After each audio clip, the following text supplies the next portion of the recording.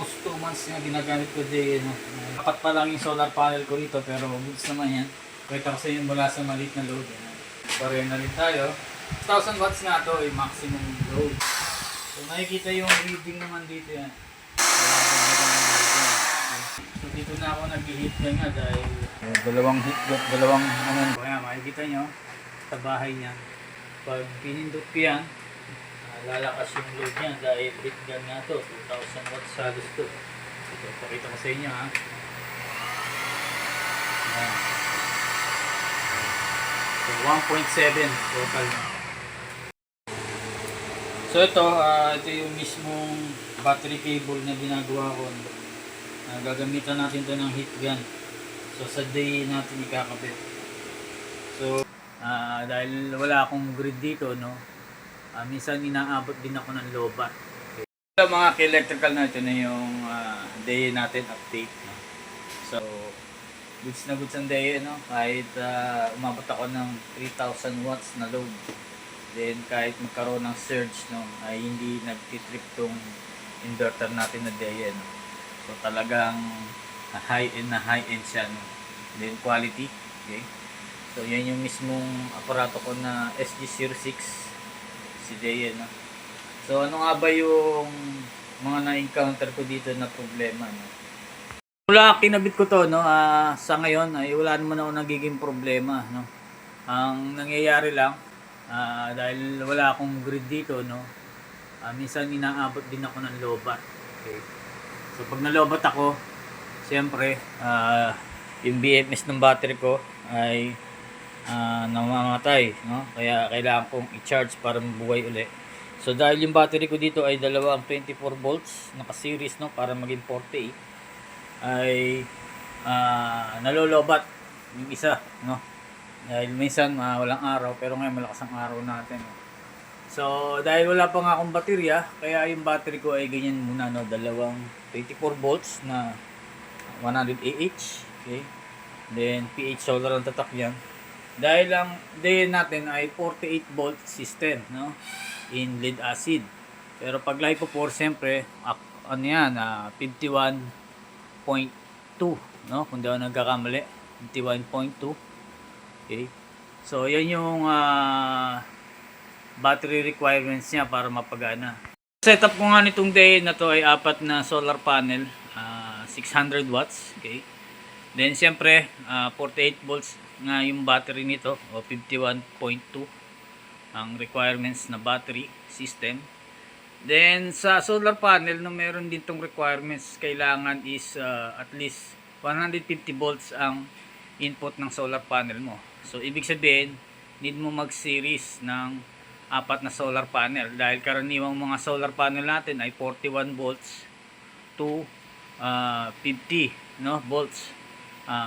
Swerte na makakuha ka ng 50 volts yung BMP nya, no, yung mga 600 natin, pero karaniwan is 41, 42 ganyan, BMP volts, no. So dito sa Dayan natin, apat na series nga nilagay ko, then isang string pa lang ang nagagamit ko dyan, no. So pero nilagyan ko ng abang, okay, kaya makikita mo ay dalawa na yung string dyan, pero actually isa lang yung may load na solar panel dyan, no, nagpa-power. Kaya makikita nyo dito sa setup ko, no, TV1 yun lang ang naka-on, TV2 wala pang solar panel yan. Then yung battery, yung solar panel ko, no, ay nakalilim pa yan, no. Bali parang half day lang siya naaarawan, kasi yung solar panel ko, kung mapapansin nyo, andito sa gilid yan, no. Then itong gilid ko pader dito is mataas pa yan, kaya nandito lang yung solar panel. Sa umaga yung shading nitong pader ko ay natatakpan doon yung solar panel, kaya half day lang. Magsisimula siya ng 11:30, doon na magkakaroon ng direct sunlight sa solar panel, then hanggang 4 PM. Siyempre 4 PM mahina na yun, mahina na, kaya actually is 4 hours lang direct sunlight yung solar panel ko. Pero nakikita ko dito, no, napapansin ko sa day natin ay nakakapag-produce pa rin siya ng 9.5 kilowatt, no, sa isang araw.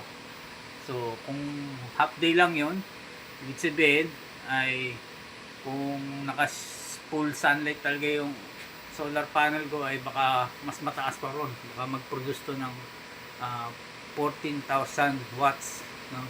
Kapag full sunlight yung solar panel ko.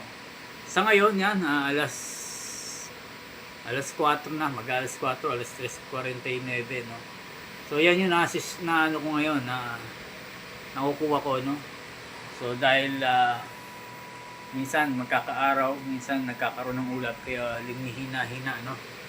So ganyan na yung nakukuha ko na lang.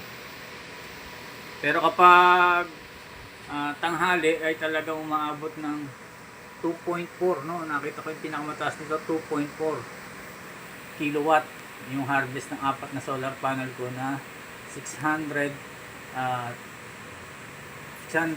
watts, okay, na solar panel dual o dual glass. So yun, so napakadali itong day nga, ay napakadaling intindihin, no? So yan, meron tayong flow chart dyan, yan, nakikita nyo yung tuldok, kung saan pupunta yung tuldok, doon pupunta yun, no? So battery papunta dun sa on, then yung sa solar panel papunta sa on. So minsan nag-iiba naman, on papunta dun sa inverter. So itong on na yan, ibig sabihin yan yung inverter mo, no? Corresponding yan sa inverter. Then solar panel yon, then ito yung battery. Kung ano yung flow ng tuldok, yun yung daloy ng kuryente o flow of current. Okay, so makikita nyo, yung solar panel papunta sa inverter, then inverter papunta sa battery. So ibig sabihin nagche-charge yun. Then on ulit papunta sa, o yung inverter papunta naman sa bahay. So ibig sabihin may load yung bahay. Kaya makikita nyo yung tuldok, ayan, flow chart, no? Doon pumupunta yan. So sa off-grid, sa grid, no, o yung supply ng kuryente ay talagang totally wala ako dyan. Tinanggal ko, no, dahil hindi ko pa nilalagay ang supply yan. Then off-grid lang talaga ang system ko, dahil na gusto ko talagang mag off-grid, walang connection sa kuryente. Okay. So yan, no. Then ito yung breaker ko, yan 120 ampere. Okay. Then makikita nyo dito sa battery cable ko ay medyo makapal talaga yan. Then ito yung mga cabling ko, dyan yung input wire. Then makikita nyo, yan, ito nga sinilis ko, dalawang battery, 24 volts yan. Okay. So 24 volts sa sinilis ko, then kaya naging 48 volts ang system. So wala namang problema sa kanya, no. Then nare-read niya rin naman yan. Then ito yung iba kong mga safety breaker, no, yan. Ito, breaker AC in. Sabihin kung gusto kong maglagay ng kuryente doon, no. Sa ngayon wala, kaya off lang yan. Then ito, AC out, ito yung mismo sa mga load ko na, yan. Yan yung gumagamit yan, no. So far naman talagang solid na solid tong day, no. So kahit patay sindi na ginawa ko rito, no, dahil nga for testing, no, ay goods na goods pa rin. Ilang beses na ako nalobat, no. Makikita mo pag nalobat yan, itong daily na kulay blue ay nagiging red. Okay. Then meron naman ditong reset button, no, o yung on and off, then switch ng PB. So pag nalobat lang yon, may lang medyo ano, no, siyempre wala kang kuryente, then inid kong jump start tong isang battery para lilang ko ng 24 volts. Then antayin ko yung umaga, saka mapapower natin yung day. Pero sa akin ko nga, tinesting ko na din yung aircon ko na 0.6 HP, okay, sabay-sabay, pati induction, pati yung ano ko, tawag dito, kettle, no, rice cooker, then microwave, walang problema. 6 kilowatt nga, or 6 kilowatt power niya. Okay? So wag nyo lang sasagad, no? At least hanggang 4 kilowatt pwede. Pero sobra-sobra na, hanggang 4 kilowatt yung power na kailangan nyo, no? Sabay-sabay na yan, TV, electric fan, aircon, no? So, ito sa battery ko 100 Ah total to na 48 volts. So, yun, kinukulang lang talaga ako. So, kinukulang ako sa capacity ng battery. Then, kinukulang din ako sa ano, tawag dito, sa load, no? Ibig sabihin, kapag na full charge na yung battery, no? Full charge na yung battery mo dahil 100 Ah nga lang. So, lahat na sinasaksak ko, pero kulang pa rin. Ang nangyayari, mababa yung harvest, then full charge na yung battery. Okay. So, better talaga yung mga ganitong day, pag-ipunan mo talaga yung battery, at least 300 Ah battery, para sulit na sulit talaga yung mga kuryente makukuha mo from solar panel. Then, magagamit mo yun sa gabi, yung battery na yun. Kaya, akma talaga yung 300 Ah battery na may ilalagay mo. So, pero siyempre medyo mahal talaga yun. Sa 100,000 na yung ganung battery, no? So, ito kasi existing ko to, kaya ito muna yung lagay ko, no? Pero siyempre, pangarap ko rin magkaroon ng battery na 300 Ah, no? Kahit anong tatakman yan, ay partner natin to sa day, ay walang problema. Okay? So, yun. Kung half string lang ang magagamit mo dito, o yung isang MPPT lang, kasi nga dual MPPT, no? At least kahit papano 300 Ah na rin kagad yung battery yung ilalagay mo. So in the future, pwede ka na lang magdagdag ng solar panel kung wala kang budget. In the future na lang. Pero pag nag-set up ka, kailangan talaga 300 Ah na battery. So far talaga napakaganda nitong day, ano? At wala akong masasabi. Talagang, lalo na yung ganitong model, no? SG06. So nandiyan yung mga specs niyan. So yan. Salamat kay Day, ano, ito yung talagang masasabi kong legit na hybrid inverter. So salamat ulit sa pagtitiwala mga ka-electrical, no? So yun lang masasabi ko ngayon. So ito yung solar panel icon nga natin, no? So pag pinindot mo yan, mayroong function, makikita mo yung mga iba-ibang parameters yan, reading, no? Hindi mo na-adjust yan, reading lang yan. Okay. Then ito yung chart, yan, nakikita nyo yung mga harvest ko dyan. Yung green, yan yung mismo mga chart nyan, kung anong harvest nya. Then ito yung oras, no? Kung gaano kalakas yung harvest, then anong oras yung nangyari. Okay, dito naman sa battery ko, yan, ito-touch din yan. Kita mo yung battery voltage, then charging nya, no? Then power, wattage, then temperature. So, escape mo lang ulit dito sa button. So, nakikita rin dito yung load. Yan. Okay. So, 2.9 kilowatt. Then, power yon, no? So, yun. May mga chart din yan. So, sa ngayon dito sa grid, wala itong ano, mga reading 00. So, ito yung mismong battery cable na ginagawa ko. Gagamitan natin to ng heat gun. So sa day natin ikakabit. So for almost 2 months na ginagamit ko day, no? Okay, walang problema. Ang pinaka-issue ko lang talaga is nalolobat dahil 100 Ah lang yung battery ko. Siyempre marami akong load sa bahay.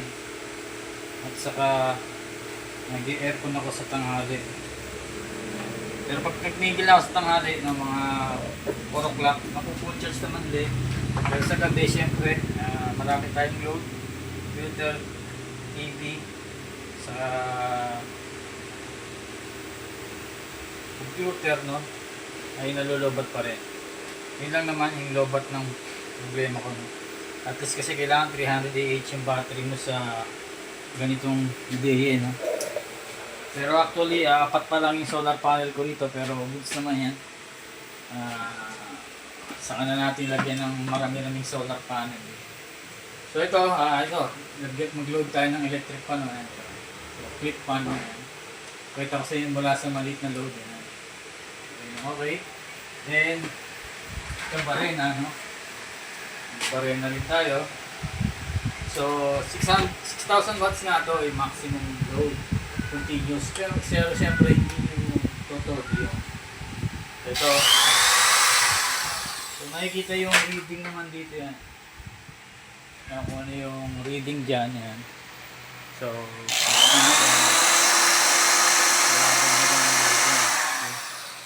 ito, gamitan natin ng heat gun, no? So, dito na ako nag-heat gun nga dahil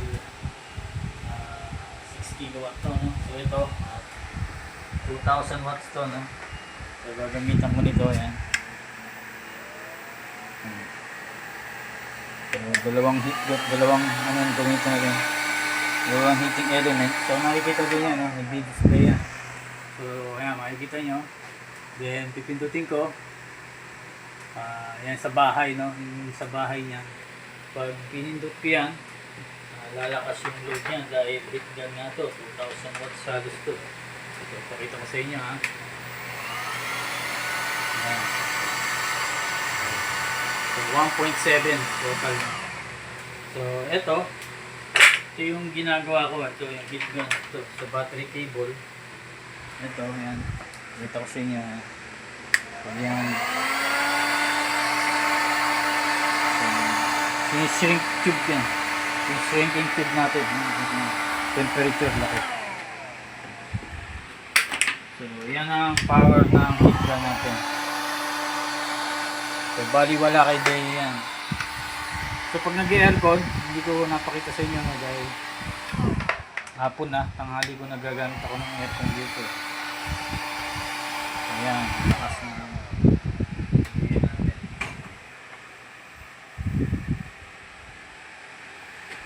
So, yun lang naman, update natin sa day, no? So, ngayon, still working. Okay? So, kung gusto mo yung ganitong content, pwede mo ang mag-subscribe and click the notification bell para updated ka sa mga video pandarating about DE inverter hybrid. 6 kilowatt to, no? DE hybrid inverter. So, thank you. God bless.